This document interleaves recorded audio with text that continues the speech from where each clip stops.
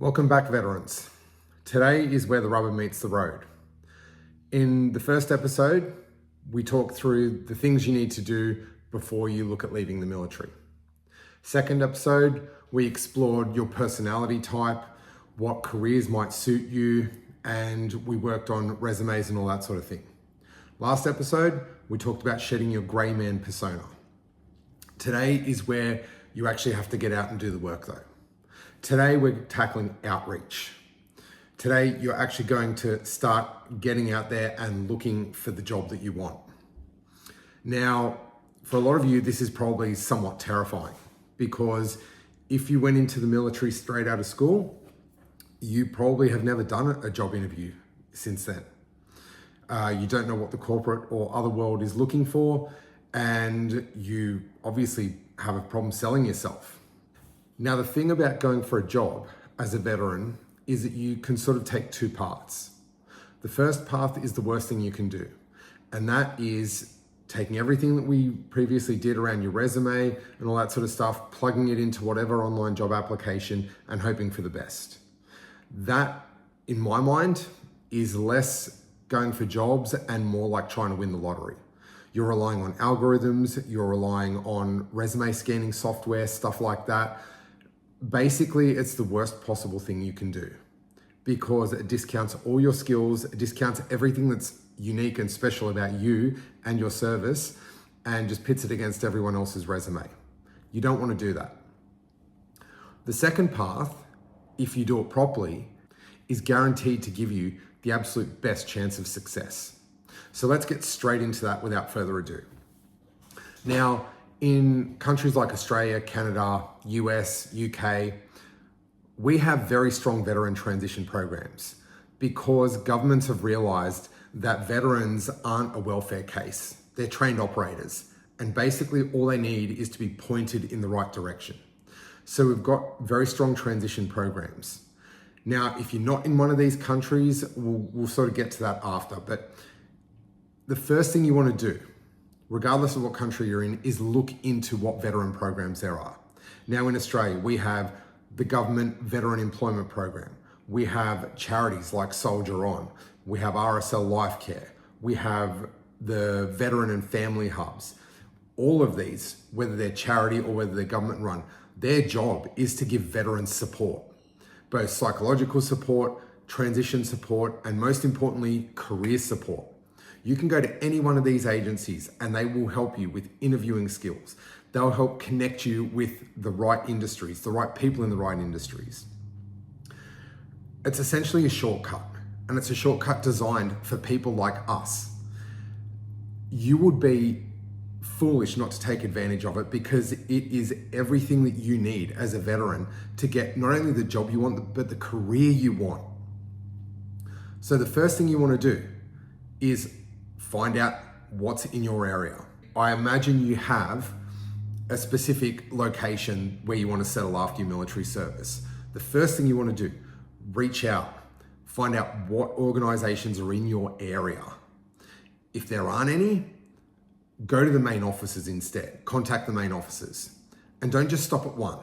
If you're in Australia, talk to the Veteran Employment Program, talk to RSL Life Care, talk to your local or the most local you can find veteran and family hubs. Talk to Open Arms, With You, With Me. Believe it or not, there's a bunch of industry associations as well. Literally 20 minutes ago, when I was on LinkedIn, one of the guys I'm connected with in my local veteran hub advertised Veterans in Construction. And this is a group just set up by the construction industry through veterans there to help them get a leg up into that industry. There's organizations like this all over the place, guys. Take advantage of them. And what you're doing as part of that outreach, you're saying, I'm a veteran, I'm looking to get out on X date. These are the industries I'm looking at. And from there, I need interview help. Can you help me with my interviewing skills? Can you have a look over my resume? Not only will they connect you with the right people, they will look over all your stuff because most of these people are either veterans or they've worked with lots of veterans. So they'll look over your resume. even after we've done the AI thing a couple of episodes ago where you should have a fairly accurate resume, they'll be able to look through it and say, oh, tighten that up a bit, maybe change that a little bit. They will polish you up completely so you're putting your best foot forward. So that's just one. Like that, don't get me wrong, that is the main thing you want to do. First up, do not do anything else. The next thing you want to do as part of your outreach is jump on LinkedIn. You want to make a LinkedIn profile if you haven't already. And if you haven't, go back to that previous episode. I think it was episode 2 that I did, where I talk about how to get your LinkedIn profile done through ChatGPT to make it look right. So jump on LinkedIn, do your profile, reach out to fellow veterans, follow these veteran transition support services, because as you know, the way algorithms work is the more you follow this sort of stuff, the more the feed shows you. And so you'll probably come across, as I did just now, you'll come across stuff that is of interest to you that might be able to help you. And so really what you're doing, it's just a numbers game. Because the thing about getting any job, not just this job, that you need to know, it is just a numbers game, but it's deeper than that. You're trying to create a surface area for luck. When I ended up at the company I'm at, I've been here almost 12 years now. I had been in a filler job between defense and there. I hated that job. And I was there for 18 months and I just kept looking. My wife kept looking. I was just always on the hunt for other jobs. Now, don't get me wrong, I wasn't doing what I'm telling you to do now. I wasn't as proactive and I should have been. But the fact that I kept looking created that surface area for luck. And it was just one night, my wife came across an ad from a recruiter who used to be an army captain, who in his recruitment ad said, ex-army people wanted. And based on that alone, I reached out and wow, it turned out that this company that I'm at now, everything that they were about was what I wanted to be about. And the point is, if you just fire off, dozens, hundreds of resumes into the portals, there's no surface area for luck there. Like I said, you're up against algorithms and the way everyone else has formatted their resumes. Outreach is about setting up that surface area for luck, increasing it as much as possible.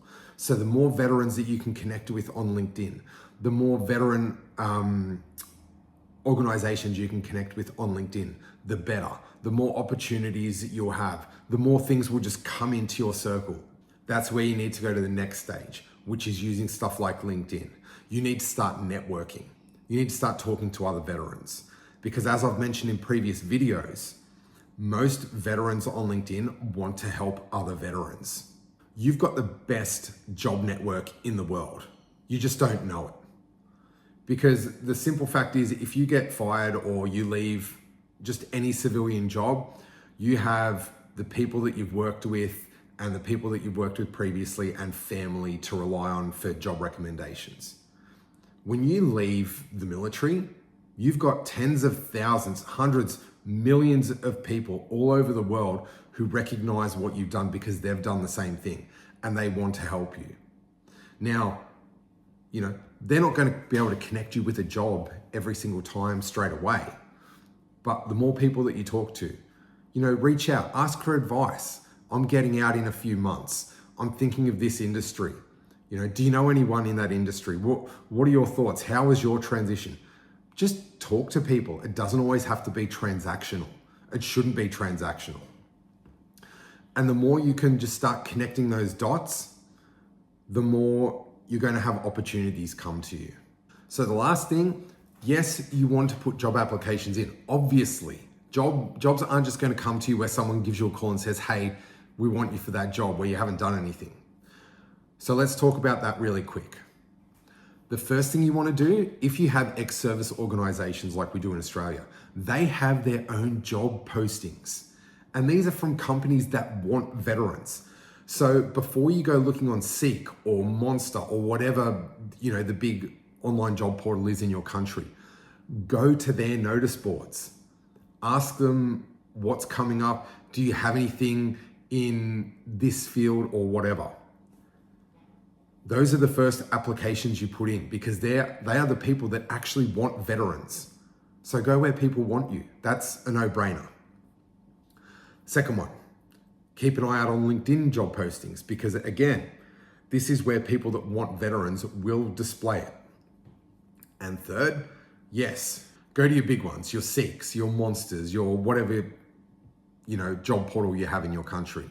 Go to them as well. But each time you do put in that application, make sure it's tailored for whatever the role is. Never ever send generic resumes in. And the final piece, talk to people. If you put in a job application and you get a call back, don't communicate through email. Always talk to people. This is what no one gets. People hire people, and no one knows a person when they're talking through text. So pick up the phone. Even talking to the Veteran and Family Hub or the ex-service organization or whatever, don't communicate through email. Give someone a call. Go in and have a chat. There's a bunch of things here. A, you want people to see your face. You want people to know who you are. B, you want to practice your conversation skills because you're going to have to start selling yourself. And the only way to get a bit of momentum there is to just talk to people. So resist the urge to just do everything via text because it's easy, because it's quick, because it's efficient. It's not. Again, you're never going to create the surface area for luck just communicating through a text because people don't know you. So we've covered a fair bit in this episode. I want you to go back, listen to it again, jot down your notes, and most importantly, get out and do it. Don't think about it. Don't plan more. Get a quick plan together and just go and attack. That's what you need to do. Next episode, we're going to talk about how you actually handle things when you're in person, when you're in the interview. As always, please like, subscribe, send this on to any veteran that it might be able to help, and let's lift as many veterans up as possible. Thanks, guys.